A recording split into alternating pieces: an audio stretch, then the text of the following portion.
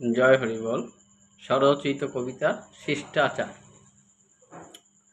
বয়স অনুপাতে সকল মানুষেরই একটা নিজস্ব শিষ্টাচার থাকা উচিত। এক এক বয়সের এক এক শিষ্টাচার, তাতে থাকে না কোনো গর্হিত। শিশুদের শিষ্টাচার শিশু সুলভ কাজে, অন্য কাজে তো নয়। মায়ের শিষ্টাচার কেবল মাতৃকর্মেই, তা বিদিত জগৎময়। বাবার শিষ্টাচার কেবলই পিতৃকর্মে, তাতেই হয় পিতৃ পরিচয়।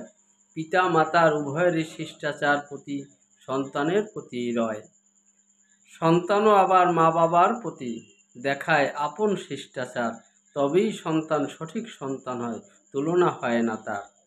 তাছাড়া গুরুজনদের প্রতি ছোটদের শিষ্টাচার দেখো জগৎভর, তাই গুরুজনদেরও ছোটদের প্রতি স্বীয় শিষ্টাচার দেখানো দরকার। মাস্টারের প্রতি ছাত্রছাত্রীদের শিষ্টাচার বোধ থাকে, সেজন্য মাস্টাররাও ছাত্রছাত্রীদের প্রতি নিজ শিষ্টাচার বজায় রাখে।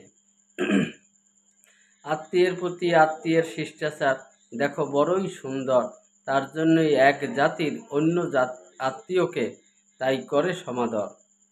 তাছাড়া গুরুর প্রতি শিষ্যের শিষ্টাচার সর্বস্তরেই দেখা যায়, তাই শিষ্যেরও গুরুর কাছে দেখো সর্বতেই শিষ্টাচার পায়।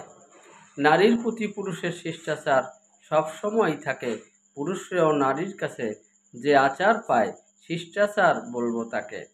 স্বামীর প্রতি স্ত্রীর শিষ্টাচার প্রকৃত মধুর বলবো তাকে।